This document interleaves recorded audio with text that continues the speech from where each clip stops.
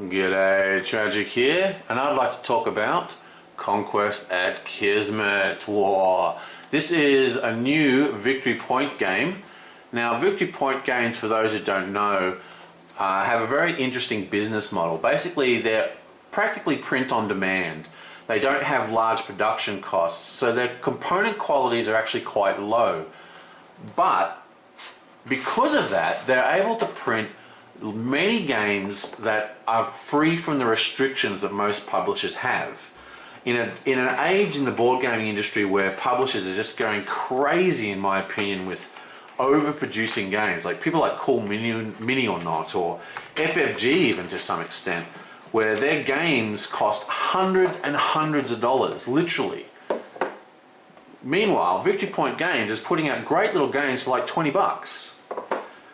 Now, obviously, there is a drop in the component quality, but you know, for card games in particular, that's not a big deal. So they've started releasing a lot of really neat little card games over the years, even though they started off, you know, as solo games and quite complicated war games. One of the interesting things also about Victory Point is that because, you know, it's so cheap to produce, they allow a lot of first-time designers to publish. You know, if you've got an interesting game you've designed, send it to Victory Point. In fact, a friend of mine named Rick, who runs the Box of Delights channel, has actually got 2 games published through Victory Point. So check them out and buy them. Anyway, we're talking about Conquest at Kismet though, which is a dueling card game. It's a very cool one. It's got some really interesting little mechanisms in it, which I think are worth noting. Now, for starters, it's a duel game, okay? So, yeah, Magic the Gathering, blah, blah, blah. But even so, there are a few big differences. The first is that it's kind of got that Summoner Wars style pre-built decks. There's a red deck, and there is a blue deck. And I say in the base game because there's so much design space in this game, and I'll speak about that a bit at the end of the video. But at the moment there's only 2 factions, red and blue, and they both come with a big mothership card. And this is the way the game is all about. In, say, Magic the Gathering, all the damage is absorbed by the player. In this game, all the damage is absorbed by your capital ship. When the capital ship dies, you lose the game. Everything else supports your defense or your attack. Now, these are complete sets, you know, like in the Summoner Wars, you know, like it's a complete deck. And even though the game isn't asymmetrical, as in the rules are symmetrical, the decks are not. They're completely unique cards and different kind of styles. In fact, the theme of this game is very, very strong. If you read the names of the names of the weapons or the names of the attachments to your ship and the upgrades and what they do, it makes a lot of thematic sense. It's very cool. Anyway, let's have a quick look at the game. Let's zoom in. For starters, you have your ID cards. These are just like most ID cards in many card games. They have a unique power on them, plus they have some various game effects on them. In this particular case, they're exactly the same except for the effect. This one has an effect called Overwhelm, this one's got an effect called Time Warp. But they both have, everything else is the same. They both have 6 energy. Now, if we look at I'll go through the turn order in detail, but there's the first phase is called Recharge. That's just basically collecting your coins, you know, to pay for your cards. And in this case, both guys get 6. Bam. Now I just use a little dice like that, but it does come with these little energy batteries. I just don't like using them. Okay, so you get 6 energy every refresh phase. You've got a support limit of 3, because I'll go through the cards in a sec, but you have support cards that you can play that have tappable abilities, and I'll get into the tapping in a sec. But you can have 3 of them at any time on the ship. If you put down a 4th, you need to discard 1, and they both have an attack value of 1. So any attack that is functional has a base attack of 1, and there's all these, the whole game is about how to increase that damage. Okay, so let's have a look at the actual types of cards that you have. You have the combat cards, you have the support card, which I already mentioned, and somewhere we have ability cards. There we are, ability. Now on the back of the Kismet, helper, it's got a little thing here that shows you the different icons. There's only 3 icons. Like I said, this is a simple little game, but very, very cool. Sometimes it's fun to have a nice simple game every now and then. Okay, so there's 3 different types of cards. The combat card can only be used in the combat stack. That's when it's used. And I'll get to the combat stack in a sec when we're talking about the combat. But basically, this is a card that you play into the stack. So if you ever played Star Wars, the LCG, you know how you put cards into the edge battle? It's kind of like that. So this is a special card that gets played into the damage stack, and you'll see how that works in a sec. Then there's an ability card. Ability cards are basically instants. They're just cards you play from your hand, they go straight into the discard pile, and you get the effect. You only get this effect, the one with the little cog. I'll go into what the red thing means later. And in this game, all abilities and all support cards are instants. You can cast them at any point in the game. You don't have to wait for your turn. It can be done on your opponent's turn. There's a lot of freedom in this. And the game is simple enough that I don't think you're going to have a huge amount of timing difficulties. I haven't anyway in the 10 or 15 games that I've played. Anyway, blah, blah, blah. Instant ability. Very, very simple. So not much there. But now let's have a look at this actual support card. Anyone who's played any card game is very aware of the concept of tapping. And when your turn comes up, you untap. This game takes it a little bit further with quite an interesting way of representing time. Basically, every one of your support cards has a cooldown, and the cooldown is indicated by this arrow here. In this case, the arrow says 2. So when you play the support, you pay the fee. This one costs 3. Boom, and it goes on the table, and you place it face up to you. Okay, so just the way it is now. Then to activate the card, and because everything is an instant, you can activate it as soon as it hits the table. You don't have to wait. You just go boom, activate, and you point the arrow at your opponent. Okay? Then every time there's a time phase, and the time phase is the next section after draw, every time there's a time phase, it rotates 1 click. So this card takes 1, 2 clicks to become ready, and that's the cooldown. So again, every time you play a support card and activate it, or activate a support card, you point the arrow to your opponent, and then every time phase you just rotate it 90 degrees clockwise until it's facing upright again, and now it's able to be activated. This one, for example, only has 1 click, so when I activate it, boom, it goes straight up, and then next turn phase, boom, untap. That's simple. This blue support has a 3 cost. Again, you just point the arrow at your opponent, and then it's 1, 2, 3 to untap. Very elegant solution to tracking time and tracking cooldowns on cards. I like this quite a lot. I think this is very, very cool. I have seen this in a couple of other games, but I've always loved it, and it's actually quite rare, and it's really elegant in my mind. Beautiful little touch.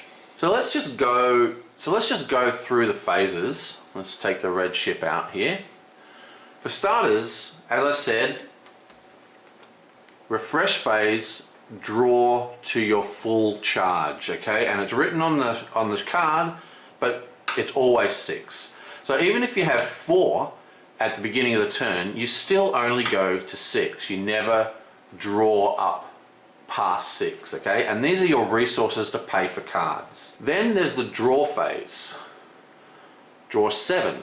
You always draw to 7 cards. So no matter how many cards you have, you draw to 7. 1, 2, 3, 4, 5, 6, 7.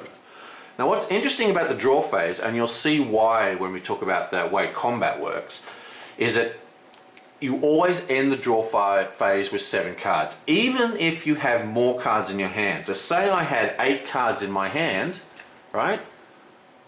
The draw phase, I would actually be forced to discard 1, because at the end of the draw phase, you always have 7. 1, 2, 3, 4, 5, 6, 7. Now, this means that you can very rapidly go through your entire deck. There's only 50 cards in the deck. But if you're ever drawing from the deck and you run out of cards, you just reshuffle and continue drawing. So say, I draw 2, whoop, and then I draw 2 and bam, my deck's out of cards, just reshuffle, then I draw another 5, 1, 2, 3, 4, 5 to make 7. Another effect happens when you do that, and I'll just quickly, before I talk about it, I'll talk about the concept of time. Now, we've already covered this when I was talking about how the attachments works. So during the time phase, every single card rotates 1 click.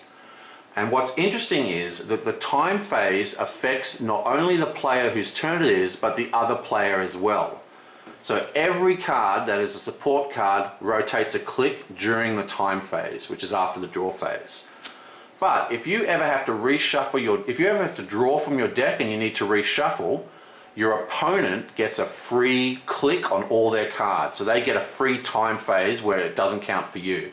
So if I have to reshuffle my deck, then blue over here would get 1 click on all his cards, but red wouldn't, which is actually can be quite powerful if you redraw at the wrong time. Then you have the deploy phase. Now the deploy phase we've already really discussed. That's just when you play support. So you can play as many supports as you want, as long as you can afford to pay for them, and you can have a maximum of 3 at any one time. Bam and bam. So that's how I usually put it on the table. Now, if I want to play a 4th support, I'll need to discard one of these ones, okay? And because everything is instant, as soon as they're on the table, you can tap them. So I can, if I wanted to, I could play this support, boom, it cost me 3 mana, bam, down to 3 mana.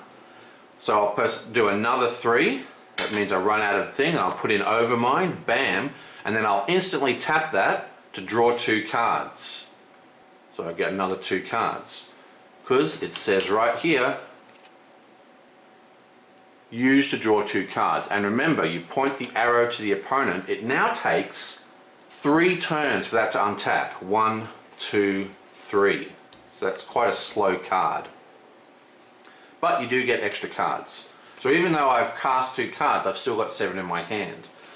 And this brings us to the battle phase, which is the most interesting phase of the lot. Okay, so basically, here's my 2 ships, okay? I've got my red cards like this. We'll get some. So you've got no energy, and say you've got 2 energy because you cast this card. Okay, so this is the state of the game at the moment. During the combat phase, the first thing you do is nominate your target. So red, we're playing red. It's red's turn, so they attack. I can either attack this support card or the mothership. The goal is to kill the mothership. Like the energy tokens, there are damage tokens here. I prefer just to use dice because, I like dice. I just use a D12. So, if I've got 10 damage, boom, I just put 10 damage like that. But each support card has a damage symbol here. This one here takes 2 damage to kill. So when you're attacking, you can nominate where you're attacking.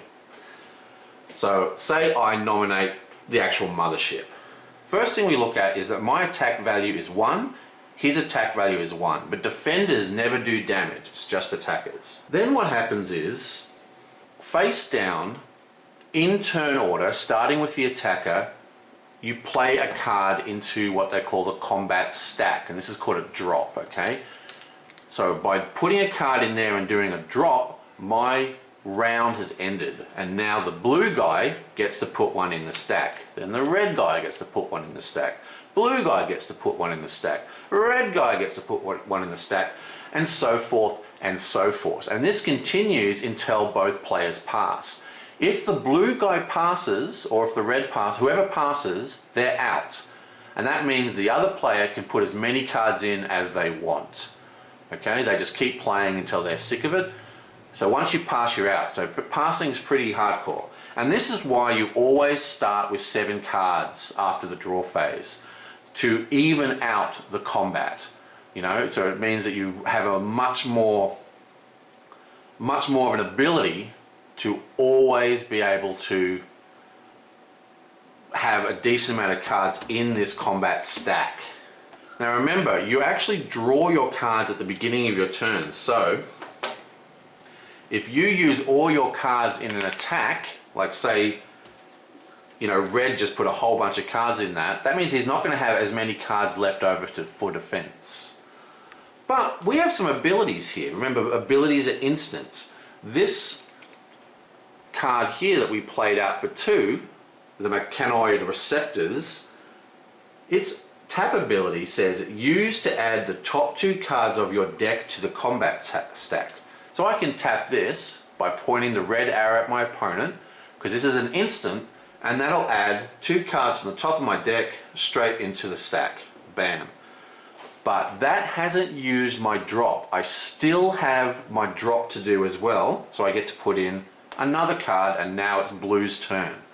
And this is the way it goes. You can activate abilities. There's all these abilities that, you know, you can do and stuff to modify how many cards you put in the stack, to drawing extra cards, gaining more energy. And it's not just these abilities. You actually have, you know, the card abilities, which are instants as well. Like this blue one, it has the keyword locked, which means that you can only play, once you play a locked card, you can't play another locked card. It's kind of like restricted, okay? That one's no good because you have to do that before the combat pull. Oh yeah, no, this is before the combat pull. Play on your turn, okay? That doesn't happen, that's a cannon, so for example, now that it's the blue's turn, he could cast this as an ability card. It costs him 1, he can afford that. So boop, he goes down to 1. And this says draw 2 cards. Nice. So he puts that in the discard pile, he draws 2 cards, and that gives him more cards to add to this stack to try and even it out. Because what happens is, once you have all finished doing all this, you don't look at the stack, but the stack has, you know, weight to it. So there's 1, 2, 3, 4, 5, 6 red cards in this stack, and 1, 2 blue cards. So there's a good chance, as in almost a massively good chance, that red's going to win this combat. So say blue puts in more cards. Let's say blue puts in a card, red puts in another card. It's going to be hard for him to get the upper hand. Whatever. The point is, after you've all finished, you shuffle the stack and you reveal the top card. You boink. Bam. Wow, it's a blue card. Now what this means is, because this is a blue card, it means that red missed. The attack does not actually hit, so no damage goes to blue. If it was a red card, the attack hit. It's that simple. And there's all sorts of fancy cards, like, you know, there's cards that'll, like, you know, cancel the pull and make you do another pull. Sort of similar to the way shootouts work in Doomtown, just a simpler version. Now you'll note that some of these cards have these red +2 to attack, okay? So let's try and find a good example of this. Do I have one in here? Here's one. Okay, this card, it has +2 at attack, but it also has this one with this little shield next to it. The way this works is, we start with 1 damage. We've always got 1 damage from our mothership. The card that's revealed, if you're the attacker, so say this card was revealed and we're the attacker, it would be +2 to attack. And you can see that this is a combat card, so the only way to use this card is to put it in the stack. So this is +2 to attack if you're the attacker. If you're the defender though, the defense card will work. And it's the same way for all the cards. If you're the attacker, you go red, and you know, you can put in any card. See, this card isn't a combat card, it's actually a support card, but you can still stick it in the stack. In fact, You could put any card in the stack if you chose. See, this one doesn't have an attack or defense value. So if this one was revealed, because it's blue, it would still be a miss. If blue was attacking and this was revealed, it would still be a hit, but there'd be no bonus. It would only do the base damage of 1. And that is pretty much the entire game. It just goes around in a circle now. You put your things into here, you use your abilities to modify how the stack is formed. You then shuffle the stack and reveal the pull, and that determines who won. Well, blue did it again. It's another miss. How is that missing? There's only 2 blues in this whole stack. It's amazing. Very, very tight little card game. Very, very nice mechanically. Very, very easy to play, easy to teach. I hope that made sense to you guys. And yeah, I've been really enjoying this. And there's so much design space in this game for awesome stuff if they choose to do it. For starters, they can release completely new factions. You know, like, oh, a purple faction comes out, or a new pink faction, or whatever. You know, like they can bring out new colored faction decks.